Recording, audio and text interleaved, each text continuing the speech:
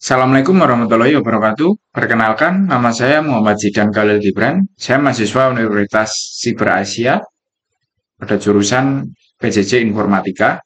Pada kesempatan ini, saya akan menjelaskan mengenai analisa user interface Tokopedia untuk memenuhi ujian tengah semester pada mata kuliah Interaksi Manusia Komputer dengan dosen pembimbing Ibu Mia Handini, ST MMSI. Tokopedia sendiri berdiri pada tahun 2009 yang didirikan oleh dua orang hebat, yaitu William Tanuwijaya dan Leontinus Alva Edison. Tokopedia merupakan platform e-commerce atau marketplace dengan cakupan layanan di seluruh Indonesia.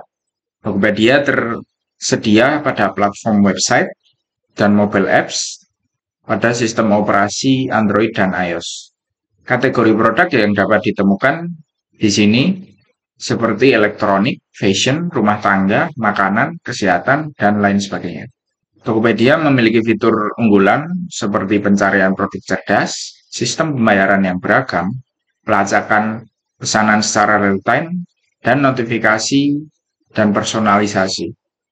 Tokopedia memiliki visi mewujudkan pemerataan ekonomi secara digital di Indonesia dengan slogan selalu ada, selalu bisa. Sekarang kita masuk pada pembahasan program dialog dan desain visual. Kita akan membahas tata letak atau layout dan struktur navigasinya terlebih dahulu. Bisa dilihat di sebelah kanan ada tampilan website dan mobile apps. Pada tampilan website, Tokopedia menggunakan layout berbasis grid yang konsisten. Lalu ada menu navigasi utama yang jelas di bagian kanan atas, seperti keranjang, notifikasi, inbox, dan pengaturan profile. Di bagian tengah atas juga ada kolom untuk pencarian. Dan di bagian tengah ada menu navigasi untuk mengakses fitur unggulan seperti promo, kategori pilihan, dan top-up tagihan. Di tampilan mobilnya, navigasi utama terletak pada bagian bawah, yang meliputi home, feed, transaksi, inbox, dan akun atau pengaturan profil. Di sini juga terdapat navigasi untuk keranjang, pencarian, dan inbox. Lalu di bagian tengah terdapat tampilan saldo, bonus poin, promo, dan juga kategori pilihan. Selanjutnya, kita akan membahas tipografi, warna, dan ikonografi. Tipografi sendiri, Tokopedia menggunakan font sans serif modern yang bernama Nunito Family untuk keterbacaan. Lalu ada heading besar untuk menampilkan promo, dan untuk tampilan produk ditampilkan font lebih kecil untuk kesesuaian hierarki informasi. Untuk warna sendiri, Tokopedia memiliki sorotan dominan warna hijau yang memiliki kode hexa 42B549. Ini bertujuan untuk memperkuat brand identity. Lalu ada warna kontras merah yang digunakan untuk menampilkan urgensi seperti pada pesan, notifikasi, dan juga diskon. Sedangkan untuk background-nya menggunakan warna netral, putih, dan abu-abu. Ikonografinya, Tokopedia menggunakan icon yang flat dan sederhana untuk menu dan tombol. Lalu untuk icon yang sedikit lebih kompleks digunakan pada event-event khusus seperti Ramadan atau Harbolnas untuk menarik minat pengguna. Selanjutnya kita akan membahas jenis-jenis dialog interaktif. Untuk dialog eksplisitnya, ada pop-up notifikasi, konfirmasi pembayaran dan checkout, dan rating produk dan review muncul setelah pembelian. Lalu untuk dialog implisitnya, ada perubahan warna tombol saat hover atau diklik, lalu ada loading spinner saat proses transaksi berlangsung atau pada saat loading. Contohnya seperti ini. Lalu ada feedback real time saat mengetik kupon atau input data. Contohnya seperti ini, ada pop-up untuk kupon. Lalu untuk dialog sistem pengguna, ada fitur swipe untuk refresh pada mobile. Kemudian auto complete saat mengetik kata kunci pada pencarian.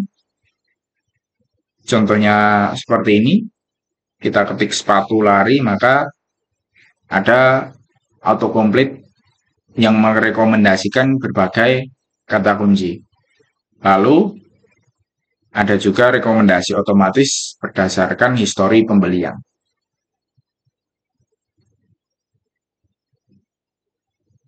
Nah, untuk penanganan kesalahan, salah satu contohnya adalah pada saat koneksi sedang terganggu atau pada saat kita akan menggunakan fitur top up e-money. Jika fitur NFC pada handphone belum dinyalakan, maka akan tampil pesan penanganan kesalahan yang memberitahu pengguna pesan kesalahan dan juga menampilkan tombol call to action untuk menangani kesalahan tersebut. Di sini juga ditampilkan ilustrasi karakter yang menarik agar pengguna tidak merasa stres pada saat pop-up error muncul ke layar. Dan ini juga tidak terkesan kaku seperti platform belanja yang jadul.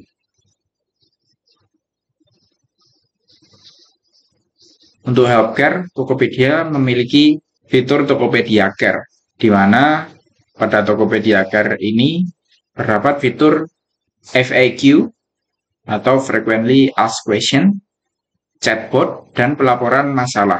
Di sini juga terdapat tracking status komplain dan pengembalian barang secara transparan.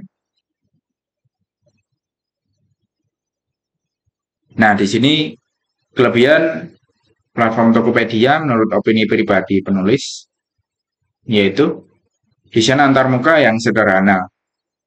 Desain antarmuka ini seperti UI yang clean dan tidak terlalu padat seperti kompetitor lainnya, sehingga navigasi terasa lebih ringan dan intuitif. Yang kedua, performa aplikasi yang optimal.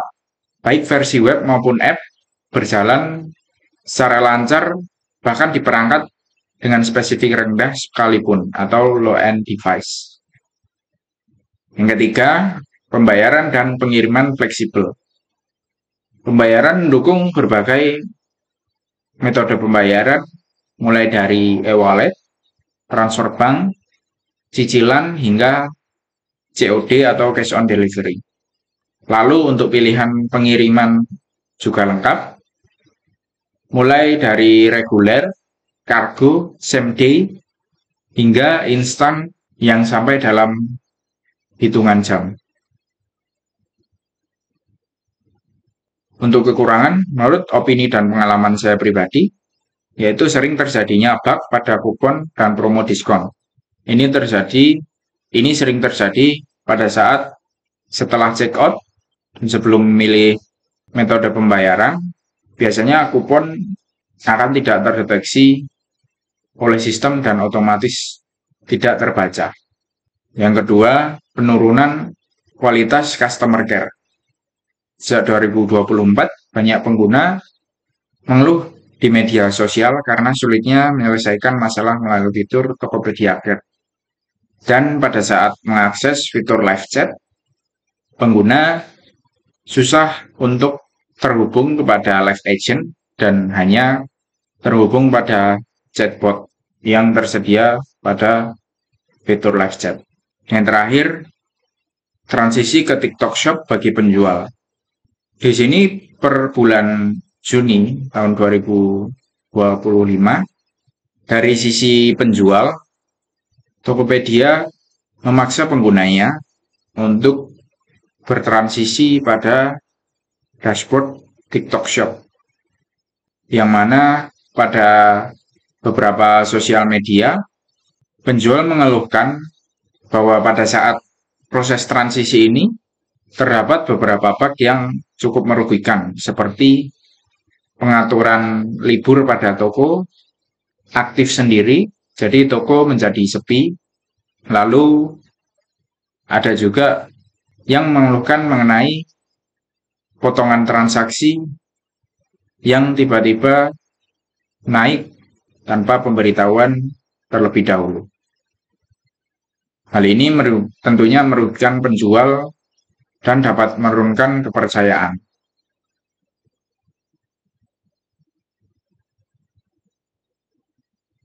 Sebagai penutup, harapan saya pribadi sebagai pengguna Tokopedia yang sudah lebih dari 5 tahun, semoga Tokopedia mendengarkan keluhan baik penjual maupun pembeli pada platform mereka.